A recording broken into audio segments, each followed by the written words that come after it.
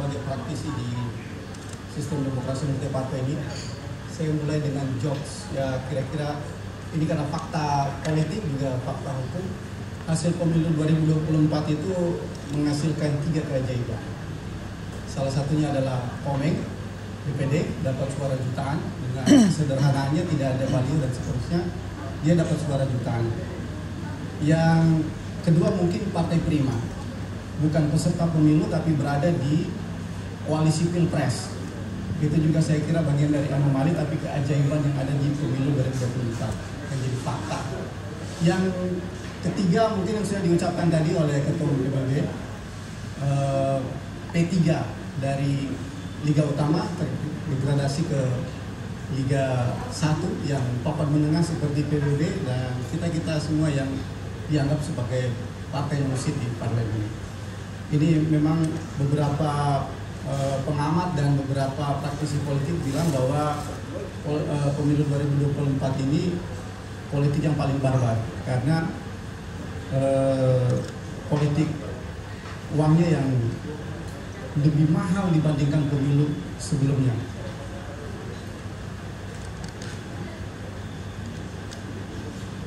Baik, kawan-kawan semua, kami pernah duduk bersama dengan PBB, dengan Partai Gelora untuk memperbincangkan beberapa hal terkait pasca putusan MK 116 kalau tidak salah yang terakhir soal parlemen dikembalikan ke parlemen jadi 0% parlemen presiden thresholdnya. Nah, ada kecurigaan saya pribadi juga bersama kawan-kawan ketika semua dikembalikan di nol dari parlemen threshold sampai dengan presiden threshold, jangan-jangan ini ada udang di balik batu nih. Syarat menjadi peserta pemilu ditinggikan.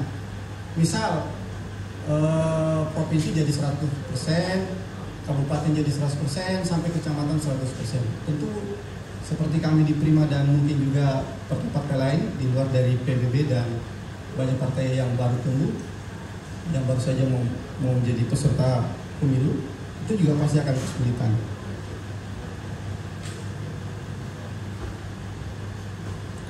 Karena konsekuensi dari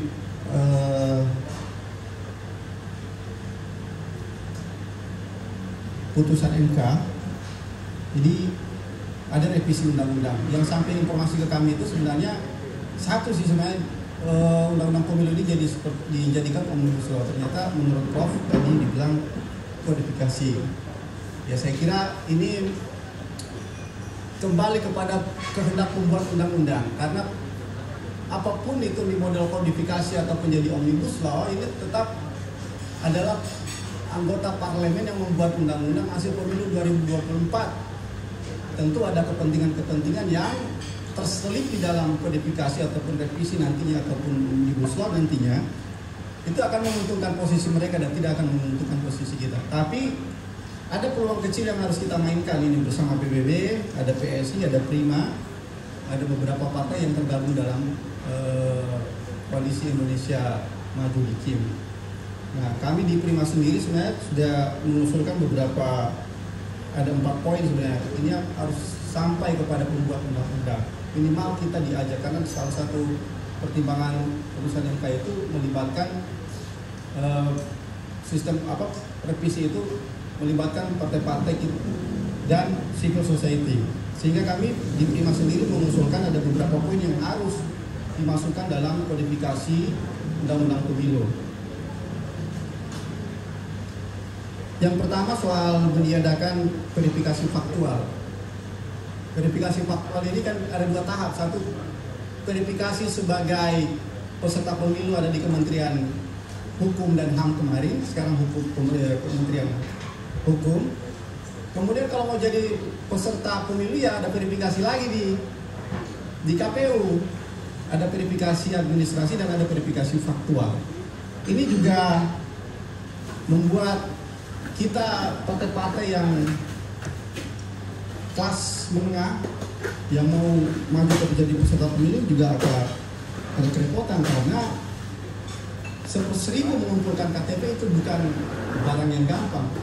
Ada yang memudahkan, ya kumpul di leasing lah KTP-nya, kumpul di koperasi lah, di mana-mana kumpulnya. Sehingga usulan untuk meniadakan verifikasi faktual ini mending disatukan aja di Kementerian Hukum dan diserahkan kepada negara sendiri. Karena fakta setelah selesai verifikasi faktual dan administrasi oleh KPU, selang 2 tahun itu habis pemilu atau selang beberapa bulan kantornya udah nggak ada, Prof. Iya kan? Udah rontok semua itu habis verifikasi. Ya ini artinya dalam verifikasi faktual dan administrasi itu memang juga tidak relevan terhadap perkembangan dari kaderisasi dan pembangunan struktur di tingkat bawah. Yang kedua, kepada pembuat undang-undang, kami mengusulkan untuk menggantikan ambang batas parlemen dengan ambang batas fraksi.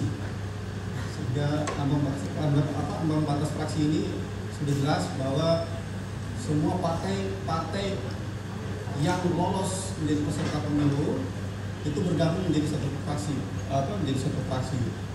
Ini kan ada kecenderungan pembatasan partai politik ini sebenarnya ada semacam sedikit fobia. Fobianya ya jangan-jangan ada partai yang mungkin terlalu radikal atau apa untuk lolos jadi pemilu ada di parlemen dan tidak sesuai dengan kehendak kekuasaan itu sendiri sehingga terjadi semacam clash di dalam kekuasaan state atau negara itu sendiri. Sehingga usulan kami kepada pembuat undang-undang ya ini, pengganti dari parlemen threshold itu ya ini di model ambang batas fraksi. Nah, yang pernah ada juga usulan terkait ini pembiayaan partai politik, saya kira ini juga kemarin KPK udah ngobrol soal ini. 2019 kalau nggak salah juga pernah ada perbincangan soal pembiayaan dari partai politik. Mungkin teknisnya negara bisa membiayai dari, misal nih kita usulkan dari Prima terkait pembiayaan partai politik itu negara bisa membiayai saksi di TPS oleh partai-partai politik. Ini juga bagi kami partai politik ini saksi juga repot. Kalau upah buruh ada UMP, upah minimum provinsi atau ada upahnya, tapi kalau saksi di TPS itu beragam, ada yang 200, ada 300 dan seterusnya. Ini yang juga saya kira harus menjadi perhatian bagi pembuat undang-undang. Usulan untuk pembiayaan partai politik itu penting agar tidak terjadi lagi semacam tindak pidana korupsi hanya untuk mengumpulkan pembiayaan partai. Itu terjadi dan itu fakta yang tidak bisa dihindarkan. Dan setuju Prof, kami juga mengusulkan kalau Prof mengusulkan ada sistem campuran, justru kami di Prima sebenarnya lebih kepada proporsional tertutup karena soal partai ID-nya ini. Kader-kader kita yang baik, yang udah lama berkarir di partai politik, ketika yang punya duit, yang punya lebih populer dan seterusnya itu lebih berkuasa dibandingkan para pengurus partai. Ini juga yang menurut kami berbahaya buat partai politik. Kenapa sampai saat ini seperti Prof bilang bahwa satu lembaga politik yang kurang dipercaya publik ya partai politik, karena memang sudah menumpuk masalahnya dan laten masalah ini terus menerus terjadi. Saya kira ini dari usulan-usulan kami dari Prima. Saya berharap antara Prima, PBB dan beberapa partai yang masuk di KIM, saya kira menjadi satu kesatuan untuk mengusulkan, bisa seperti usulan Prof tadi, model campuran itu, tapi ini harus disampaikan kepada Presiden karena ada hak menyampaikan itu, kemudian disampaikan kepada seluruh anggota KIM itu agar ke depan pemilu 2030 tidak lagi barbar seperti pemilu 2024 Pak. Karena kalau sama seperti 2024 ya kita akan lihat bagaimana money politik makin tinggi lagi, makin luas lagi. Ya ada satu yang saya lupa, Prof setuju soal pemekaran, kalau saya sebutnya pemekaran dapil. Iya, karena kalau dia proporsional tertutup ataupun terbuka tapi dapilnya sama dengan yang sekarang, tetap partai-partai besar itu yang dapat dapil. Kita hanya mungkin ada di kabupaten, mungkin kita hanya ada di DPR tingkat 1. Tapi kalau ada pemekaran dapil, mungkin kita akan nyampe di DPR RI. Kira-kira ini dari saya. Terima kasih. Selamat sore. Assalamualaikum warahmatullahi wabarakatuh.